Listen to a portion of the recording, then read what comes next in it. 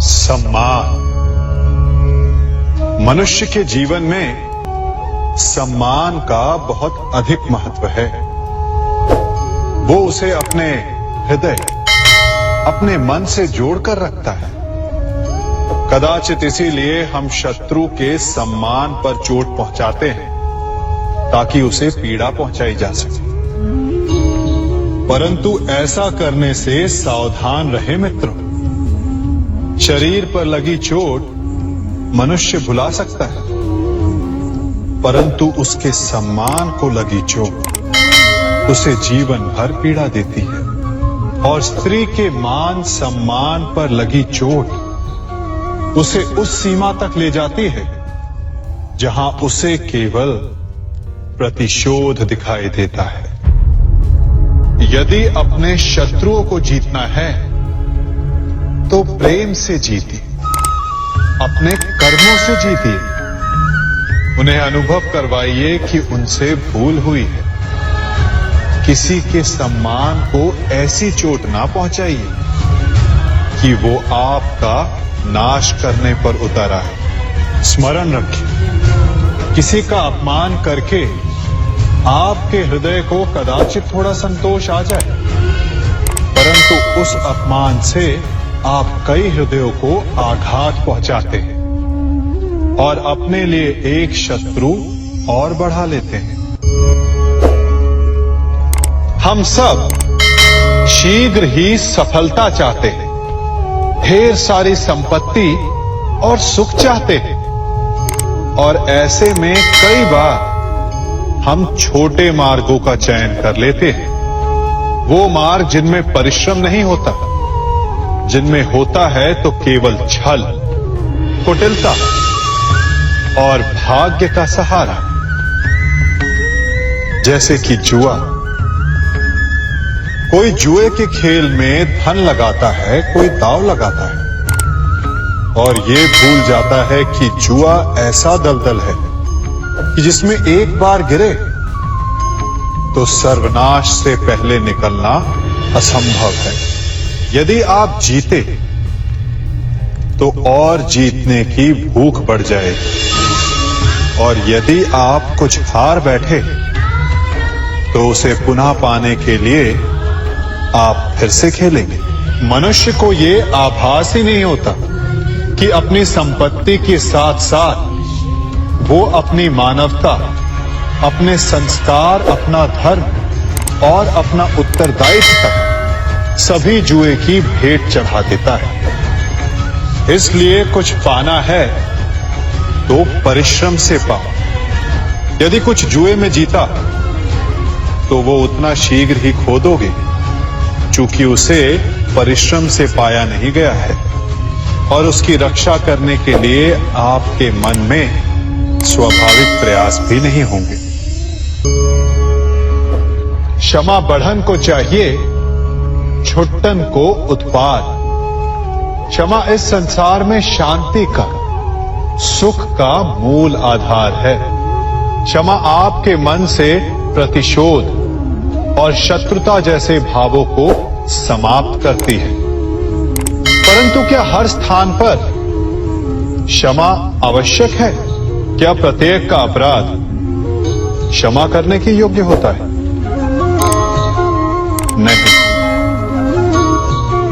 कभी कभी उसे क्षमा करके हम उस व्यक्ति को और बड़ा अपराध करने की प्रेरणा देते हैं, और ऐसा ही अपराध है स्त्री का मान भंग करना, जिसमें क्षमा की कोई अवस्था नहीं। यदि सिंह भूल से गाय के बछड़े का अखेट कर ले तो उसे क्षमा किया जा सकता है, परंतु यदि वो नरभक्षी हो जाए तो उसके केवल दो स्थल होते हैं, या तो पिंजरा या फिर मृत्यु की गोद। कुछ परिस्थितियों में क्षमा के स्थान पर दंड देना आवश्यक होता है, क्योंकि ये दंड का भय ही है जो लोगों को वो अपराध करने से रोकता है। संसार में सबसे बड़ा क्या है? अभिमान और बाहुबल या विश्वास और आस्था? निश्चित रूप से बाहुबल के महत्व को नकारा नहीं जा सकता। मनुष्य अपने बाहुबल से पर्वत को मैदान बना सकता है, सागर सुखा सकता है, मरुस्थल में नदियां बहा सकता है, परंतु बाहुबल को सहारा होता है विश्वास का। यदि मन में विश्वास ना हो तो बाहुबल किसी काम का नहीं। वो कौन सा बल है कि मोर आकाश की ओर ताकते हैं? वो विश्वास ही तो है जिसके कारण वर्षा होती है और दोनों की प्यास बुझती है। परंतु जब पाप के बाहुबल का सामना धर्म के विश्वास से होता है तो बाहुबल हार जाता है और जीतता है विश्वास। विजय होती है आस्था की। यदि आप सत्य के मार्ग पर चल रहे हैं और आप अपने इष्ट में आस्था रखते हैं तो किसी भी पापी का बल आपका कुछ नहीं बिगाड़ सकता। कभी सोचा है हमारा जीवन भी उस रेत की घड़ी की भांति है? जो रेत नीचे गिर चुकी है वो हमारा अतीत है, जो अब भी ऊपर है वो हमारा आने वाला भविष्य है, और वर्तमान ये संकुचित स्थल है जहां से धीरे धीरे करके रेत गिर रही है। अर्थात हमारे पास जीने के लिए यही एक क्षण है। उसका उपयोग कैसे करना है ये हम पर निर्भर करता है। जो बीत गया उसका दुख मनाना है या जो भविष्य में होने वाला है उसकी प्रतीक्षा में क्रोध करना है। सब कुछ करने के लिए यही एक क्षण है। प्रसन्न रहना है तो उसके लिए भी यही एक पल है।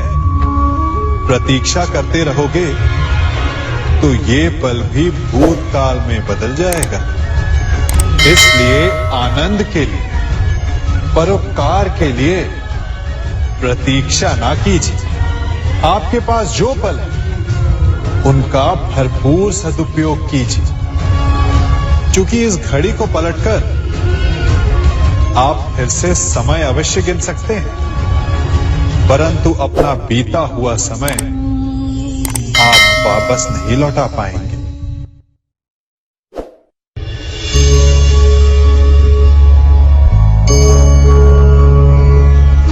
मनुष्य के जीवन में संतान का बहुत महत्व है। उस संतान के लिए वो कितने कष्ट सहता है, उसे पालता है, पोसता है, और यदि यही संतान संताप का कारण बन जाए तो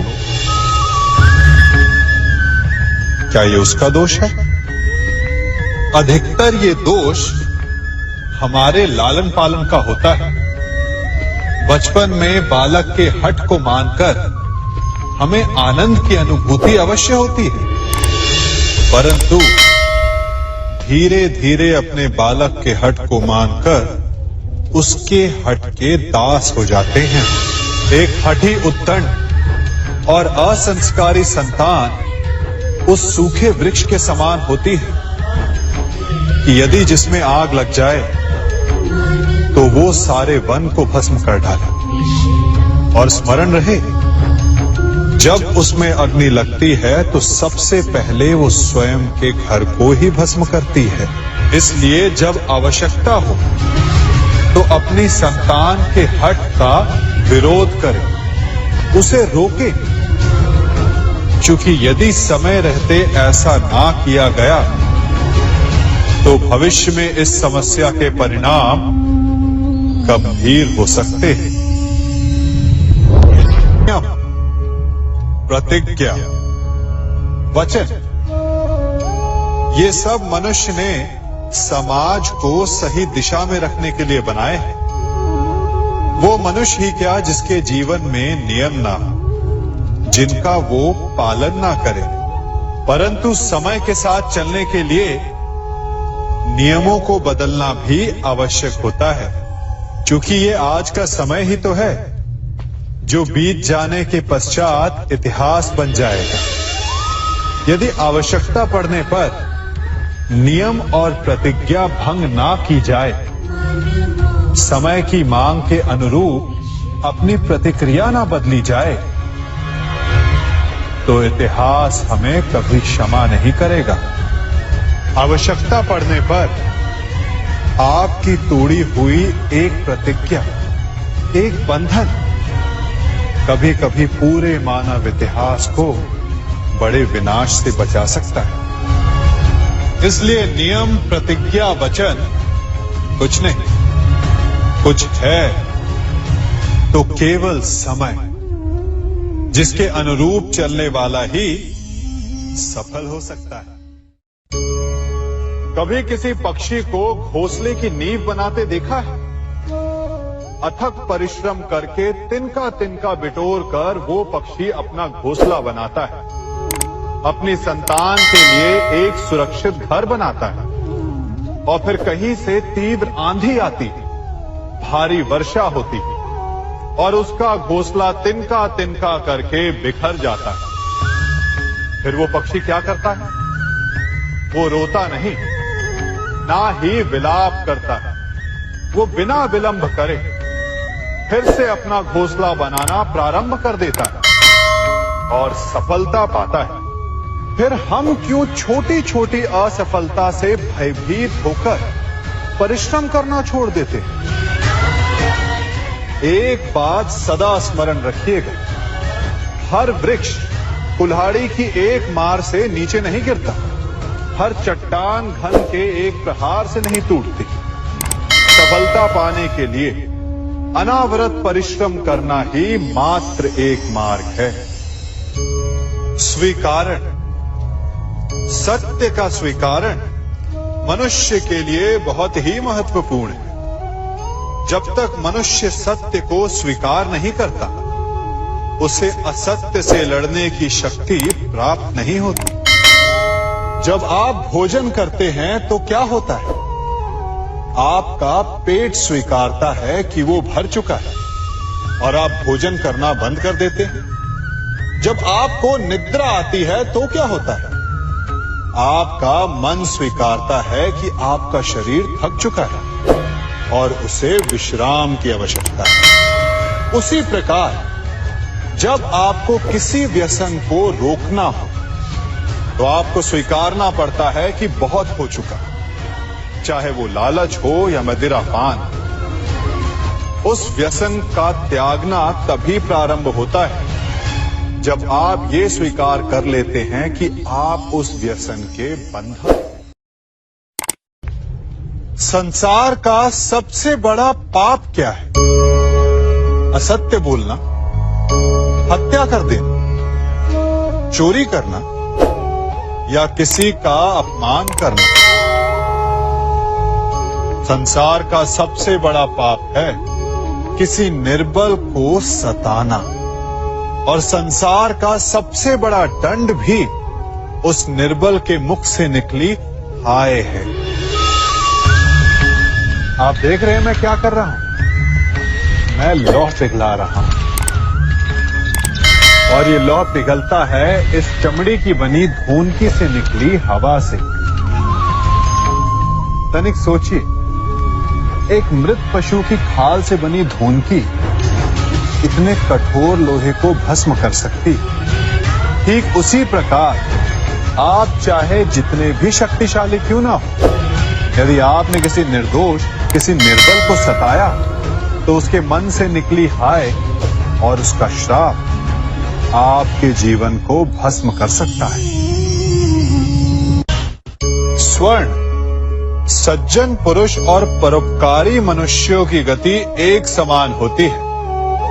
यदि स्वर्ण टूट जाए तो उसे गर्म करो, ताप दो, पिघल कर वो फिर से जुड़ जाता है।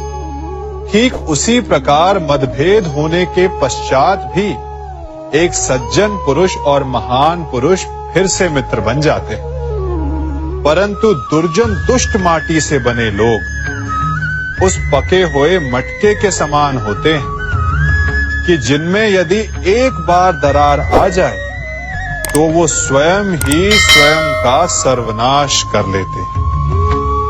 इसलिए मित्रता केवल सज्जनों से ही करें ताकि मतभेद ना हो। दुष्टों का समूह अपना नाश स्वयं ही कर लेता है। यदि कोयले की खान में जाओ तो चाहे जितनी भी सावधानी बरतो, अपने वस्त्रों पर कालिख लग ही जाती है।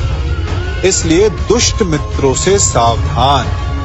सज्जन शत्रु प्रत्येक परिस्थिति में श्रेष्ठ है। प्रत्येक मनुष्य सफलता पाने के लिए कार्य करता है।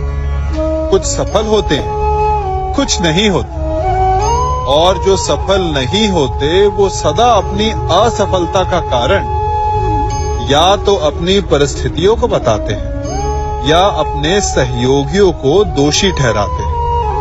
परंतु क्या वास्तविकता में ऐसा ही होता है?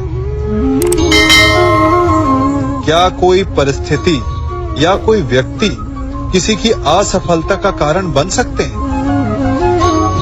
उत्तर हां भी है और ना भी। कैसे? आप इस तितली को देख रहे हैं? आपने एक मक्खी को भी देखा हो। प्रकृति ने दोनों को समान गुण दिए हैं रस पान करने का। एक तितली फूलों पर जाकर उसका रस लेती और इस अवस्था में नए फूल खिलने की व्यवस्था भी करती, और मक्खी घाव पर बैठती, घाव को सड़ाती है और रोग भी फैलाती।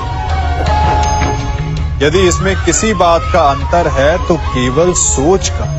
यदि आप उचित मार्ग चुनेंगे तो आपको सफलता मिलेगी, आप में उत्साह बढ़ेगा, और यदि आप अनुचित मार्ग चुनेंगे तो आपको असफलता मिलेगी, निराशा मिलेगी। अब उचित मार्ग चुनना है या अनुचित मार्ग, ये निर्णय तो आप पर निर्भर करता है। मनुष्य सदा भला बुरा, खरा खोटा, सत्य असत्य की बातें करता है। सत्य को अच्छा मानता है और असत्य को बुरा। परंतु क्या आपने कभी ये सोचा है कि प्रत्येक वस्तु, प्रत्येक भाव का एक महत्व होता है? दोनों ही एक दूसरे के पूरक होते हैं। यदि काला रंग नहीं होगा तो क्या श्वेत रंग की आभा का अनुभव होगा? यदि असत्य नहीं होगा तो क्या सत्य के महत्ता का ज्ञान होगा? यदि बुरा नहीं होगा तो क्या भले पर आपको विश्वास होगा? कुछ महत्वपूर्ण है तो दोनों के मध्य का संतुलन। बुरी से बुरी वस्तु, समय या भाव, कोई ना कोई स्वयं में शुभ छिपाए रखती है। कभी काले गरजते मेघों को देखा है? उसके किनारे भी एक स्वर्णिम आभा होती है। उसी प्रकार यदि आपके जीवन में बुरा समय आए तो आपको अपने सच्चे मित्रों की पहचान हो जाती है। तो बुरे समय में निराश ना हो, उसमें भी कुछ शुभ खोजने का प्रयास करें, और धीरे धीरे सब कुछ आपके जीवन में स्वतः शुभ हो जाएगा। संसार में सबसे महत्वपूर्ण क्या है? दृष्टि या दृष्टिकोण, समझ या सोच? सामान्यतः मनुष्य की दृष्टि और सोच में अधिकतर वो वस्तु, वो घटनाएं, वो भाव श्रेष्ठ हैं जो हमें आनंद दें, और जो हमें आनंद नहीं देते उन्हें हम दुखदाई मान लेते हैं। परंतु दृष्टिकोण और सोच को यदि एक भिन्न कोण से देखें तो परिस्थितियां भिन्न सिद्ध हो सकती हैं। जिस प्रकार भीषण गर्मी हमें सुहाती नहीं, परंतु वही गर्मी सागर और नदियों के जल को वाष्पित करती है और हमें मनोरम वर्षा का आनंद देती है, उसी प्रकार भीषण परिश्रम के पश्चात हमें सफलता मिलती है। वर्षा के पश्चात हमें हमारा लक्ष्य मिलता है। तो सदा स्मरण रखिएगा कि दुख और पीड़ा से भागे नहीं, क्योंकि यही भविष्य में आने वाले सुख का मूल है। जब भी आपने यात्रा की होगी तो अवश्य अपने मार्ग के आसपास कुछ रिक्त स्थान देखे होंगे, कुछ खेत देखे होंगे, कोई ना कोई भूमि का टुकड़ा अवश्य देखा होगा। कुछ स्थान ऐसे होते हैं जहां पेड़ लगे होते हैं, जहां माली बड़े प्रेम से उन्हें बोता है, उन्हें सींचता है। और कुछ स्थान ऐसे भी होते हैं जहां बिना माली के खरपतवार उग जाते हैं, कुछ अन्य पौधे उग जाते हैं। माली द्वारा उगाए वृक्ष हमें ठंडी छाया देते हैं, हमें फल देते हैं, ईंधन के लिए लकड़ियां देते हैं। और बिना परिश्रम के उपजित खरपतवार यदि कुछ करते हैं तो ये कि वो भूमि को बंजर बनाते हैं। हमारा मन भी रिक्त भूमि की भांति होता है।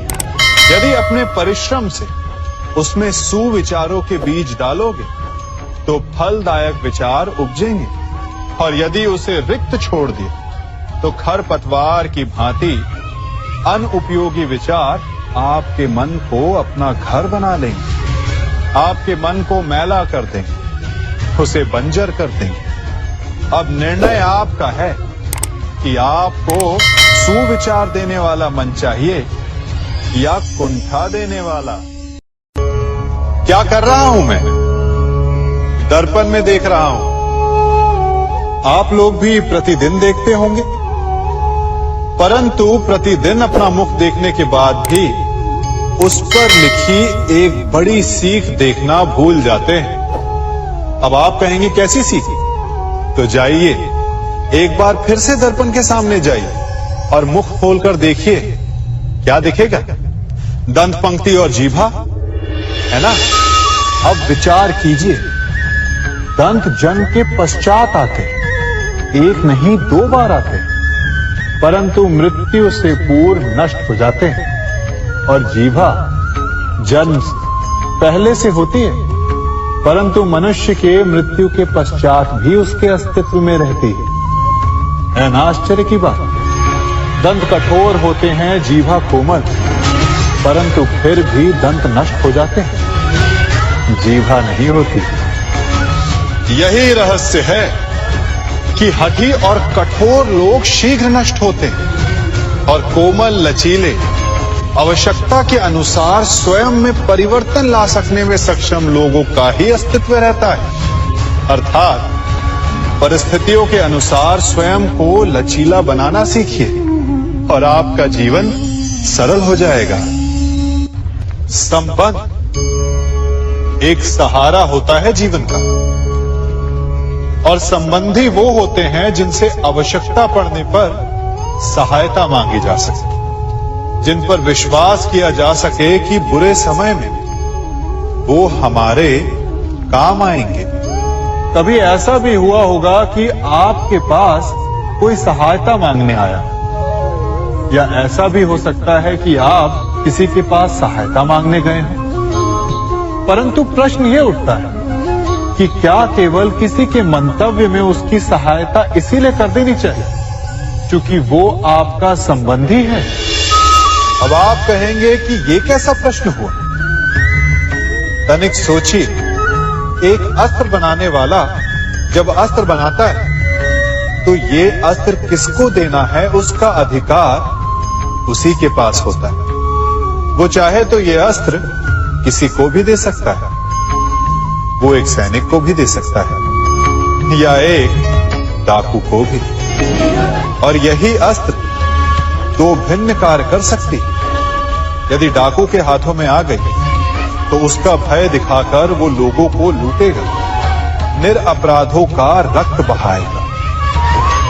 सहायता करने वाले की भी अवस्था ऐसी ही होती है। इसलिए किसी की सहायता करने से पूर्व ये विचार कर लेना आवश्यक है कि किसे क्या, कब और कितनी सहायता देनी चाहिए कि उसका दुरुपयोग ना हो। यदि आपकी सहायता से कोई अधर्म हुआ तो उसके उत्तरदायी आप ही होंगे। जीवन में कई बार ऐसे अवसर आते हैं कि आप लोगों से मिलने जाते हैं और उनसे कुछ आकांक्षाएं भी रखते हैं, और कई बार जीवन में ऐसे अवसर भी आते हैं कि लोग आपसे मिलने आते हैं। इसलिए अतिथियों का सम्मान करने से पूर्व सदा कुछ बातों को स्मरण रखना आवश्यक होता है। यदि कोई आपके पास मिलने आता है तो उसके 3 कारण हो सकते हैं। पहला कारण होता है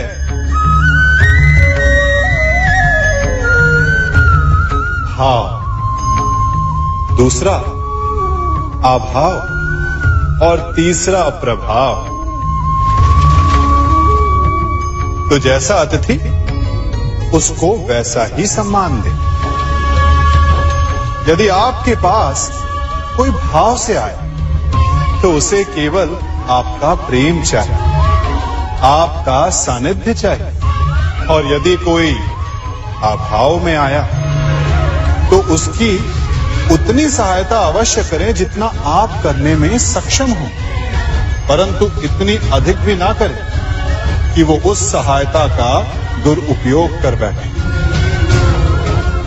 और यदि कोई प्रभाव में आया तो स्वयं पर अभिमान ना करें, क्योंकि कभी ना कभी जीवन में आप भी भाव, अभाव और प्रभाव के चक्रव्यूह में फंस सकते हैं।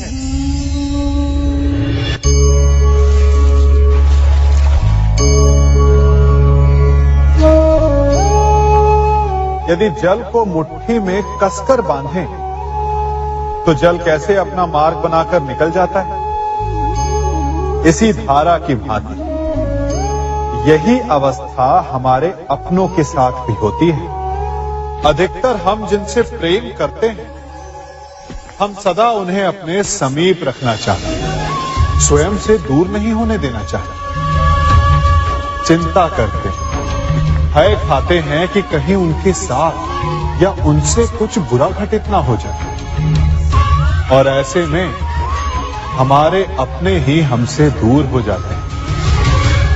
ठीक मुट्ठी में बंधे जल की भांति। इसलिए जिनसे आप प्रेम करते हैं उन्हें स्वतंत्र कर दीजिए, उनकी सोच को स्वतंत्र बनने दीजिए, उन्हें अपने मार्ग स्वयं ढूंढने दीजिए, क्योंकि आप सदा उनके साथ उन्हें मार्ग दिखाने के लिए नहीं रहने वाले। इसलिए अपनों के साथ अवश्य रहें, परंतु उन्हें बांधे नहीं। जन्म के पश्चात बालक जब पहली बार अपने नेत्र खोलता है तो उसका मन उत्सुकता से भरा होता कि ये संसार क्या है, उसे क्या दिख रहा है। ये उसके जीवन का नया आरंभ होता है। परंतु जैसे हम धीरे धीरे बड़े होने लगते हैं, अनुभव अर्जित करते हैं, हमारे मन की उत्सुकता, हमारे जीवन का चाव होने लगता है।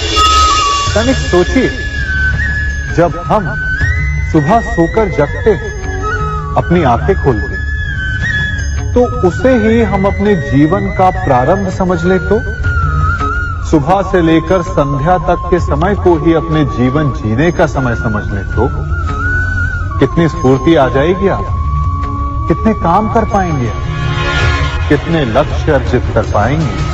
पलों से मिलकर घड़ी बनती, घड़ी से मिलकर प्रहर, प्रहर से मिलकर दिन बनते हैं, और दिनों से माह और वर्ष। यदि आप अपना हर पल, हर प्रहर विश्वास से जिए, हर दिन उत्साह से जिए, तो आपका संपूर्ण जीवन सार्थक हो सकता है। मनुष्य अपना जीवन विश्वास पर जीता है, परंतु विश्वास किसका? तनिक सोचिए, किस पर विश्वास है आपको? महापुरुषों की कही बातों पर, ग्रंथों में लिखे ज्ञान पर, माता पिता की सीख पर, या मित्रों के दिए गए निर्देशों पर, या फिर मेरी कही बातों पर? ये सब विश्वास अपूर्ण है जब तक आपको स्वयं पर विश्वास ना हो। यदि विश्वास करना है तो पहले अविश्वास करने के विज्ञान को भी सीखना चाहिए। आप किसी की बातों पर विश्वास न करें।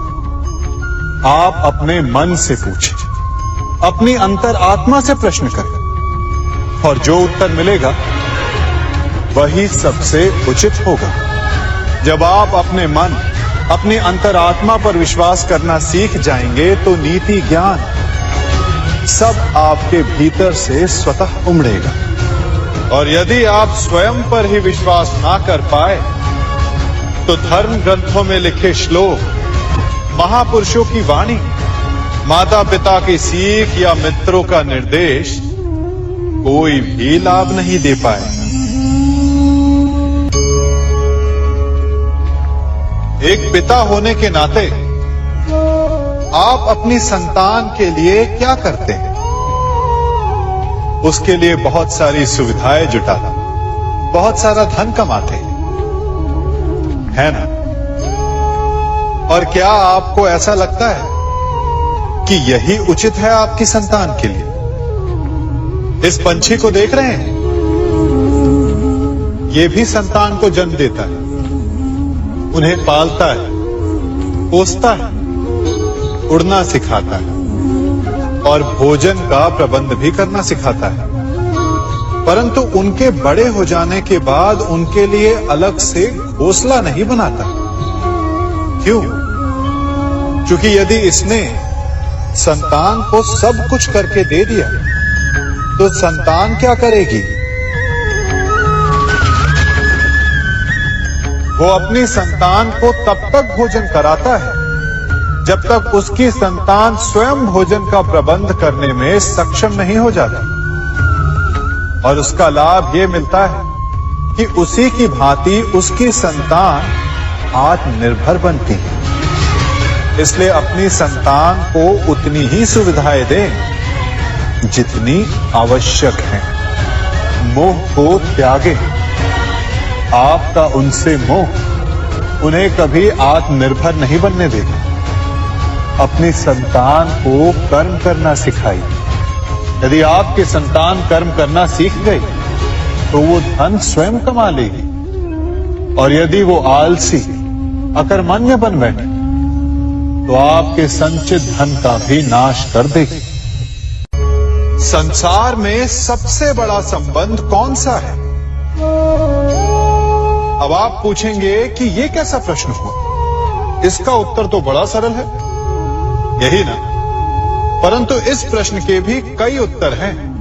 कोई कहेगा माता और पुत्र का संबंध, तो कोई कहेगा पिता पुत्री का संबंध, तो कोई पति पत्नी का, और तो कोई भक्त और भगवान का संबंध। परंतु तनिक गहराई से देखेंगे तो पाएंगे कि ये सारे संबंध या तो जन्म से जुड़े होते हैं, या समाज में बना दिए जाते हैं, या फिर किसी आकांक्षा के चलते बनते हैं। तो सबसे बड़ा संबंध कौन सा होता है?